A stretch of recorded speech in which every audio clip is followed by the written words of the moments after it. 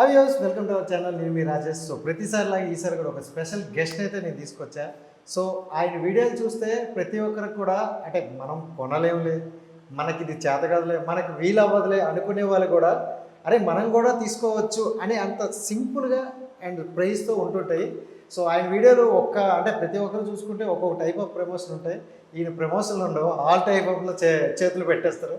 So కుసుమ గంజి గారు అయితే మనతో పాటు ఉన్నారు. నాకైతే చాలా డౌట్స్ ఉన్నాయి. సో ఒకసారి అయితే మాట్లాడేద్దాం. ఆయన నమస్కారం. హాయ్ అండి, నమస్కారం. కానీ మన ఆడియన్స్కి మీ స్టైల్లో చెప్తానే తెలుగు టీ టాక్స్ గురించి చెప్తున్నా. Hello families, welcome to Telugu tea talks. నేను మీ కుసుమ్ గంజిని. ఆ వాయిస్కే పిచ్చి ఫ్యాన్స్ ఉన్నారు అనమాట. Thank you so much first of all time ఇచ్చినందుకు. మీ వీడియోలన్నీ నేను చూస్తున్నా, చాలా బాగా అనిపించింది. బట్ ఈ పాడ్కాస్ట్లో ఏంటంటే మీ జర్నీ మొత్తం తెలుసుకుందాం అనుకుంటున్నాను. నాకు కొంతమందికి అయితే తెలుసు, బట్ మన ఆడియన్స్కి ఇంకొంతమంది తెలుసుకోవడం కోసం చిన్న ప్రయత్నం. అండ్ ఫస్ట్ ఫ్యామిలీ గురించి వస్తే ఇంట్లో ఎక్కువగా కవల పిల్లలు పుడితే రామలక్ష్మణులు అంటాం. సో అలాగే మీ ఇద్దరు కవల పిల్లలు అనమాట. సో మీరు ఒక మంచి స్టేజ్కి వచ్చారు. మీతో పాటు అక్కనాలా చెల్లెనాలా? ఒక నిమిషం ముందు ఒక్క నిమిషం ముందే అంటారు. ఎలా ఉన్నారు అక్కగారు? బాగున్నారు. యాక్చువల్గా చెప్పాలి తన గురించి, నేను బాగా డౌన్లో ఉన్నాను. ఓకే. తన ఫ్రెండ్ తను వచ్చి Cecil Lavanya Telugu tea talk start చేయించింది వాళ్ళే నా. సో వాళ్ళకి ఎప్పుడు క్రెడిట్స్ ఎప్పుడు ఇస్తాను. నేను ఇక్కడ ఒక్కడనే, బట్ నా వెనకాల వాళ్ళిద్దరు ఎప్పుడు ఉన్నారు. యా. సో మనం చూసారు, కొత్త టాపిక్ వచ్చేసింది, ఎక్కడ మాట్లాడతాం. సో అక్కగారు అయితే మొత్తం హ్యాపీ మ్యారేజ్ అయిపోయింది. సూపర్. అండ్ మీ లైఫ్ కూడా చాలా బాగుంది. బట్ ప్రతి స్మైల్ అండ్ కథలు కూడా ఎన్నో కష్టాలు ఉంటాయి అంటారు. సో అన్ని కష్టాలు మాట్లాడే ముందు first India to Australia. So ఎలా అనిపించింది జర్నీ ఫస్ట్?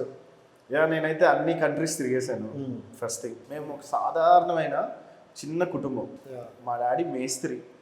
పొలాలు ఉన్నాయి ఊర్లో, బట్ ఆయన నమ్ముకోలేం కదా. సో ఊరికి వచ్చాడు, 13 years అప్పుడు వచ్చాడు ఆయన. సో అలా వచ్చి ఆయన చదువుకోలేదు. సో నా పిల్లల్ని 100% చదివించాలనుకున్నాడు. ఓకే. సో అలా చదివించాలనుకున్నాడు, నన్ను పంపించాలనుకున్నాడు అబ్రాడ్. సరే నాన్న నేను వెళ్తా అన్నాను. కాలేజ్లో మంచి సీట్ వచ్చింది. ఓకే. కానీ అంత డబ్బు మనం కట్టలేము. అదే కదా ఫస్ట్ పాయింట్. అది ఇది ఎప్పుడన్నా ఏ టైంలో? ఇది 2009 to 15 లోపల జరిగిన సీన్స్. అప్పుడు ఫారెన్ అంటే ఇంక చెప్పాలి. సిటీలో కన్సల్టెన్సీ లేదు, అసలు ఎవరు ఎలా పంపిస్తారో కూడా తెలియదు ఎవరికి. అవును.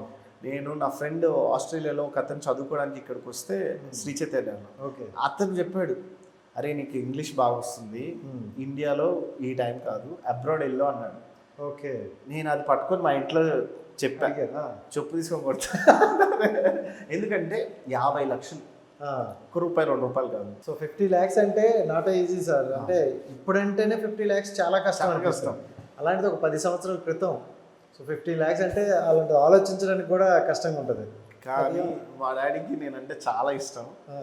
ఏం చేశారంటే ఏం ఆలోచించకుండా వెళ్ళి పొలం అమ్మారు. పొలం అమ్మేసి ఊర్లో పొలం మొత్తం అమ్మేశాడు. 6 ఎకరాలు అమ్మేసి డబ్బు తెచ్చాడు. ఎంత తెచ్చాడు? 20 లక్షలు పైన తెచ్చాడు. ఇంకా సెట్ అవ్వలేదు అంటే తాకట్టు పెట్టాడు ఫస్ట్, అంతవరకు తెచ్చాడు. తెచ్చి సరే ముందు వెళ్ళి చదవరా, అక్కడ వెళ్ళి నేను అన్నాను ఏదో పని చేస్తాలే నాన్న అక్కడ. మా డాడీ వాళ్ళు మేస్త్రులు అయినా నాకు మాత్రం లగ్జరీగా పెంచాడు. అన్ని బ్రాండెడే, అన్ని జాగ్రత్త చూస్తారు. ఎందుకంటే మంచిగా ఉన్నా అంతే. పిల్లలు మనలా ఉండకూడదు, కొంచెం ఫ్యూచర్లో డెవలప్ అవ్వాలనుకుంటున్నాను. సో వెళ్ళే ముందు రోజు ఎయిర్పోర్ట్లో వైఎస్ జగన్ గారు కలిశారు నాకు. కలవడం అంటే నేను చాలా చిన్నగా ఉన్నాను అప్పుడు. ఎయిర్పోర్ట్లో తక్కువ మంది వెళ్ళేవాళ్ళు. సో ఆయన అక్కడే ఉన్నారు, వాళ్ళ డాడీ ఉన్నారు, వాళ్ళ ఫ్యామిలీ అంతా ఉన్నారు. ఎక్కడికి వెళ్తున్నావు బాబు అని అడిగారు. ఆస్ట్రేలియా వెళ్తున్నాను సార్ అన్నారు. అవునా అంటే పొలం అమ్మాను సార్, మా డాడీ కొద్దిగా మేస్త్రి అంటే ఆయన పొలం అమ్మాను అనగానే రైతులు అంటే ఆయనకి కొద్దిగా కనెక్ట్ అయ్యాడేమో మరి నాకు తెలియదు. నాకైతే వైఎస్ జగన్ గారు అంత లైట్గా తెలుసు, అంత పూర్తిగా తెలియదు.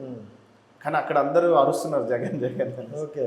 సో ఎమ్మటే ఆయన ఒక నెంబర్ రాసి, అంటే వాళ్ళ బామర్ది ఉన్నాడు బ్రదర్ అనిల్ ఉన్నారు కదా, ఆయన నెంబర్ ఇచ్చి వాళ్ళిద్దరు కలిసి నేను స్పాన్సర్ చేస్తాను మీకు చదువుకి అన్నాడు. అందరు చెప్తారులే మాటలు అనుకొని వెళ్ళిపోయాను. నేను ఇలాంటి మాటలు అందరూ చెప్పేదే. మా డాడీ ఏమనలేదు. వెళ్ళాక ఫోన్ చేస్తే నీ ఫస్ట్ సెమ్ డబ్బులు కట్టావు కదా, సెకండ్ సెమ్కి ఫోన్ చేయి నాకు అన్నారు. ఇది బక్రాలే బిస్కెట్ అనుకున్నాను. బట్ నిజంగానే మనిషిని పంపించి నేను ఎలా చదువుతున్నాను ఏంటి అని డబ్బులు కట్టి నా స్కూల్ కాలేజ్ అన్ని అదే కాలేజ్ అక్కడ స్కూల్ అంటారు, సో అదంతా చూశారు. ఓకే. సో అలా కొద్దిగా మా డాడీ హెల్ప్ చేశారు, కొద్దిగా వైఎస్ జగన్ గారు హెల్ప్ చేశారు. చాలా మంది ఇంటర్వ్యూలో వైఎస్ జగన్ గారే చదివించారు అనుకుంటున్నారు. అదే అన్నారు లాస్ట్ టైం ఒక ఇంటర్వ్యూ కూడా అంతే. అదే నేను మా డాడీకి క్రెడిట్ ఇవ్వాలి, ఎందుకంటే కొన్ని ఆస్తులు అవి మరి నన్ను చదివించారు. సో అలా జరిగింది. ఇక మధ్యలో ఇంకా చాలా కష్టాలు జరిగినాయి, అవన్నీ ఇక్కడ చెప్తే బాగోదు. లేదు చాలా అంటే జనరల్గా నాకు ఫ్రెండ్స్ ఆస్ట్రేలియాలో ఉన్నారు. అవును. నా ఫ్రెండ్ ఏంటంటే అక్కడ డాక్టర్ చేస్తుంది. ఓకే. సో అది చేసుకుంటూ కూడా పార్ట్ టైంగా మళ్ళీ చేస్తున్నారు అనమాట. అవును. అంటే తను ఏమన్నదంటే ఇక్కడికి వచ్చే చదివేకునే వాళ్ళు ప్రతి ఒక్కరు కూడా ఏదో ఒక జాబ్ చేస్తారు, పార్ట్ టైంలో చెయ్యాలి. ఇండియాలో ఉంటే మనకి ఆ డబ్బు విలువ కానీ వాల్యూస్ తెలియదు, ఇక్కడికి వచ్చాకే తెలిసిందంటే. నేను ఫస్ట్ జాబ్ నాది సిగరెట్ బడ్స్ ఏరాలి. అక్కడ లాన్ ఉంటుంది కదా, 7-Eleven అంటారు కదా, ఐడియా ఉందా? సూపర్ మార్కెట్ 24 hours ఉంటుంది. సో బయట సిగరెట్స్ పడేస్తారు కదా పెట్రోల్ బంక్లో, అక్కడ ఏంటంటే సెల్ఫ్ కదా, సో అవి ఏరి ఒక డస్ట్బిన్లో వేయాలి. 7 days అలా చేశాను. ఫస్ట్ జాబ్ అది. సో అందరూ ఏరుతూ ఉంటారు, అంటే వాడికి నేర్పించేదాకా ఫస్ట్ బయట, దాని తర్వాత లోపల. సో అది నేర్చుకున్న తర్వాత స్టోర్ మేనేజర్ దాకా ఎదిగాం మేము అక్కడే. చాలా సంవత్సరాలు ఉన్నాము. అంటే ఇప్పుడు ఇది అనేది దేనికోసం ఇదంతా మనం అంటే సర్వే అవ్వడం కోసమా లేకపోతే ఏంటి? పార్ట్ టైం జాబ్ అనేది ఎందుకు చేస్తారు? ఎక్స్పెన్సివ్ అక్కడ ఏదున్నా చాలా మందికి తెలియదు. ఇప్పుడు అంటే లోన్స్ పెట్టుకుని వెళ్ళిపోతున్నారు, ఏదో ఒక లోన్ పెట్టేస్తున్నారు వెళ్ళిపోతున్నారు. అప్పుడు లోన్స్ పెట్టుకునే వాళ్ళు కాదు, ఉన్న మనీతోనే వెళ్ళాలనుకునే వాళ్ళు. సో ఆ లోన్స్ క్లియర్ చేసుకోవడానికి మనకి 1.5 lakh దాకా ఖర్చు వస్తుంది. Room rent, food, metro charges, మనకి కార్ కొనుక్కోవాలంటే కార్, లైట్గా ఏదైనా ఉందంటే ఫుడ్ ఎక్కువ ఉంటుంది, రెంట్స్ ఎక్కువ ఉంటాయి కదా, అండ్ కాస్ట్ కూడా ఎక్కువ కదా. నేను ఉంది మెల్బోర్న్లో. సో నా కాలేజ్ కొద్దిగా అంత పాష్ కాలేజ్, హైఫై ఉండేవాళ్ళు. సో నేను సరే అట్లీస్ట్ మంచి బట్టలన్నీ వేసుకొని వెళ్ళాలి కదా, సో వాటి కోసం కష్టపడేవాడిని, చేసేవాడిని. అలా చదువుకున్నాను నేను. 80% అగ్రిగేట్ న్యూస్ పేపర్లో కూడా వేసారు. అది వైఎస్ జగన్ గారు పిలిచి అప్రిషియేట్ చేశారు నన్ను. చదువు అయిపోయాక ఆయనే కలిసాను డైరెక్ట్గా. ఓకే. సో హీ అప్రిషియేటెడ్ మీ. మరి ఎప్పుడు దీంతో కలిసారా మళ్ళీ? మధ్యలో ఒకసారి కలిసాను, సాక్షిలో వర్క్ చేయి అన్నాడు. సరే నేను అప్పుడు యూట్యూబ్ లేదు, ఏం లేదు.